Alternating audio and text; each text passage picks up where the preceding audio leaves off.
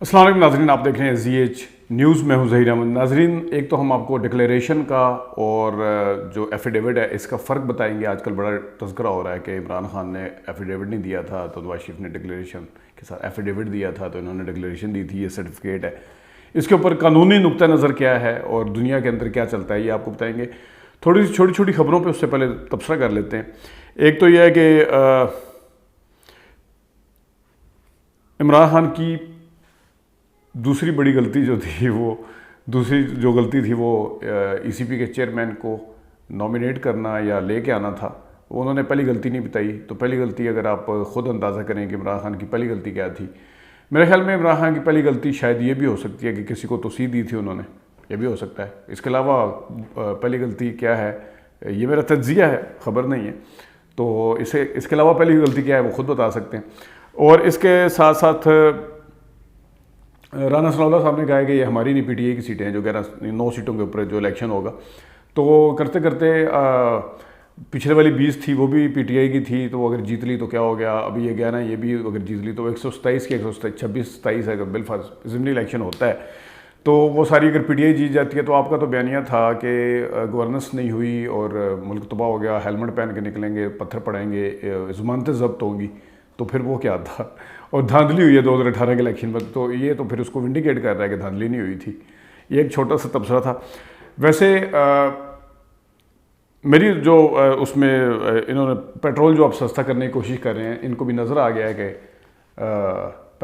ہماری جو دال ہے وہ غلطی نظر نہیں آ رہی، تو کیوں نہ عوام کو جاتے جاتے کچھ ایسا دیں، پیٹرول تو کم از کم سستا کر کے جائیں، کیونکہ اس وقت ہر جگہ آرمی چیف یا خود وہ فون کرتے ہوئے نظر آ رہے ہیں، اندر سے کچھ دراڑیں نہ صرف پارٹی کے بیچ میں نظر آ رہی ہیں بلکہ اسٹیبلشمنٹ اور حکومت کے حالات بھی کچھ ٹھیک آپس میں نہیں دکھ رہے۔ تو وہ بارودی سرنگیں جو صرف 10 روپے پیٹرول سستا کرنے سے عمران خان کی وجہ سے بچھی تھیں، اب یہ پیٹرول سستا کریں گے، پتہ نہیں کون سی سرنگیں بچھا کے جا رہے ہیں۔ یہ ایک سوچنے والی بات ہے۔ اب میں آپ کو ڈکلیریشن کا اور ایفیڈیوٹ کا فرق بتا دیتا ہوں۔ The legal difference swearing versus declaration. Understanding an affidavit versus declaration is important in the business world. Affidavit are written documents attached to an affirmation such as notary public oath which states that the statement in the document are true. یعنی کہ affidavit notary public کے ساتھ دیا جاتا ہے اور اس میں یہ بتایا جاتا ہے یا اوتھ لیا جاتا ہے، حلف لیا جاتا ہے کہ جو میں ڈاکومنٹ جمع کروا رہا ہوں یہ بالکل صحیح ہے، غلط نہیں ہے۔ Declaration are written document the writer believes are true. جو ڈکلیریشن ہے وہ ایک تحریر شدہ ایک ڈاکومنٹ دستاویز ہوتی ہے جو لکھنے والا یہ سمجھتا ہے کہ یہ ٹھیک ہے، but the statement contained in the declaration are made without the writer being sworn in. اور جو ڈکلیریشن کی جو اسٹیٹمنٹ ہوتی ہے لکھی ہوئی وہ بغیر حلف نامے کے ہوتی ہے۔ The legal difference declaration and are sometimes called sworn statement under the penalty of perjury. یعنی کہ یہ بھی سم ٹائم سمجھا جاتا ہے کہ ڈکلیریشن جو ہے پرجری کو اس میں آتی ہے تو اس کو ایک حلف شدہ اسٹیٹمنٹ ہی سمجھا جاتا ہے۔ They are similar to affidavit in the court because both are considered equivalent legally, although most judges کہتے ہیں کورٹ کے اندر دونوں کو برابر ہی سمجھا جاتا ہے، although لیکن اگرچہ most judges prefer affidavit over declaration. جو زیادہ تر ججز ہیں وہ ڈکلیریشن کے اوپر حلف نامے کو یعنی ایفیڈیوٹ کو زیادہ ترجیح دیتے ہیں. That's because affidavit are signed in front of commissioner اور نوٹری پبلک، کیونکہ یہ نوٹری پبلک اور کمشنر کے سامنے سائن کیا جاتا ہے، which make the oath more legally binding, تو جس کی وجہ سے اس کی زیادہ لیگلی قانونی طور پہ اس کی حیثیت زیادہ ہو جاتی ہے. Declaration however are only signed by the person writing the declaration. In some cases they may be signed in front of justice of the peace and legal counsel. کچھ کیسوں میں ہوتا ہے. اب عمران خان نے تو ظاہر ہے وہ جو پارٹی کا فنڈ کے حوالے سے ہے وہ کسی جج کے سامنے تو نہیں کیا، لیکن انہوں نے یہاں پہ یہ لکھا ہوا ہے individual may submit a true declaration according to the US code number 1746 under the both a declaration and affidavit should be drafted with factual information. Each document should be items that the affiant or declarant states to be true. دونوں مطلب اس یہاں تک یہ ہے کہ دونوں کی کسی جگہ پہ ایک جیسی حیثیت ہے۔ آگے جا کے وہ لکھتے ہیں کہ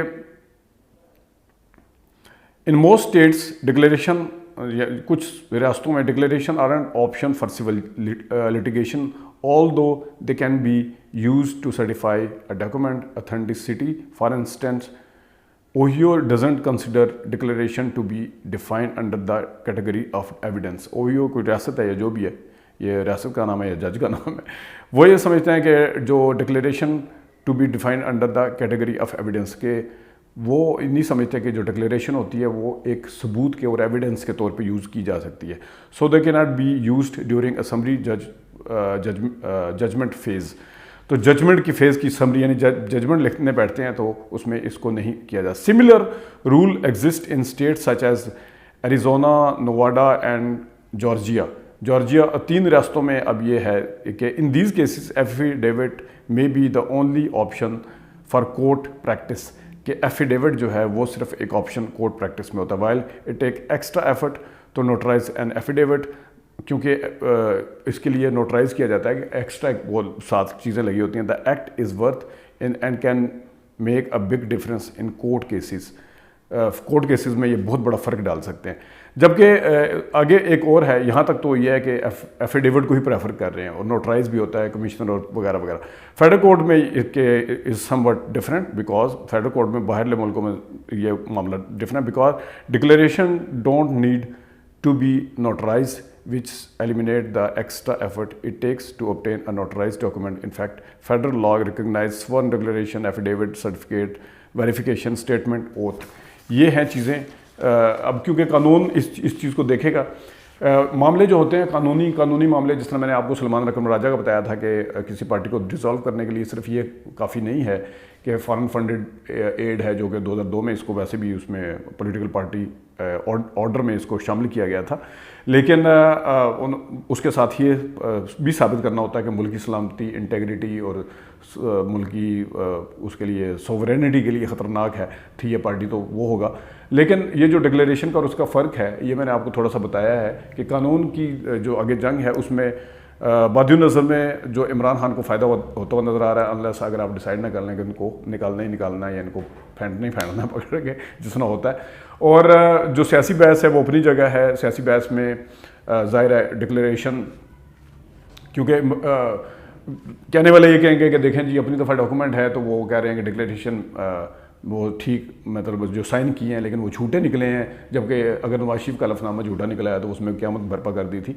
लेकिन उसमें थोड़ा सा ये भी देखना पड़ेगा, कानूनी तौर पे जो बहस अपनी जगह पे, सियासी बहस में ये देखना पड़ेगा कि एक बंदा अपनी ज़ाती जायदाद बनाता है तो ज़ाती जायदाद के हवाले से वो पूरा नोटराइज्ड डॉक्यूमेंट जाके जमा करवाता है, पूरी चीज़ें मनी ट्रेल वगैरह जब उससे मांगी जाती है सारा कुछ करता है वो उसको. और एक पार्टी फंड है जो कि बाहर मुल्क से पाकिस्तान में आ रहा है, ये पब्लिक मनी है जो यहाँ से वहाँ जा रही है या यहाँ से फ्रॉड करके उसको अपने ज़ाती इस्तेमाल के लिए लाया जा रहा है, लेकिन बाहर से एक चीज़ यहाँ पे आ रही है, उसको और इसको कैसे एक जैसा देखा जाएगा. और उसमें भी ज़्यादातर अकाउंट की डिटेल भी दी गई हों, उसमें कैसे देखा जाएगा. और उसमें एक दूसरा फ़र्क ये भी है कि जिस वक्त एक लीडर जो है वो अपने ज़ाती फ्लैट या ज़ाती मकान या ज़ाती प्रॉपर्टी को देने में नाकाम हो जाता है, दूसरा कामयाब हो जाता है, इसको किस तरह देखा जाएगा. और इस डिक्लेरेशन को और एफिडेविट का फ़र्क हमने आपको बता दिया है.